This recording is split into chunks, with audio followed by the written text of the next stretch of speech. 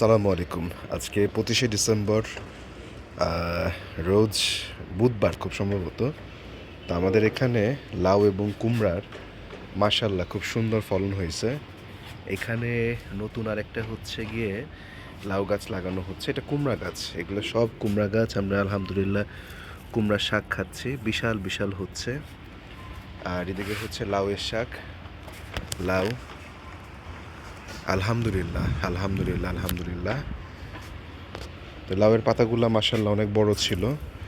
এটা হচ্ছে গিয়ে আমার হাতের সাথে তুলনা করি, এটা লাউয়ের পাতা। কুমড়া পাতাগুলোও মোটামুটি বেশ বড় হয়েছে বলা চলে। আমরা যেই আমাদের গাছ প্রুনিং করে দিছিলাম, লেবু গাছ, সেটাকে আঁকড়ায় ধরে সে যতটা পারতেছে হচ্ছে বড় হচ্ছে।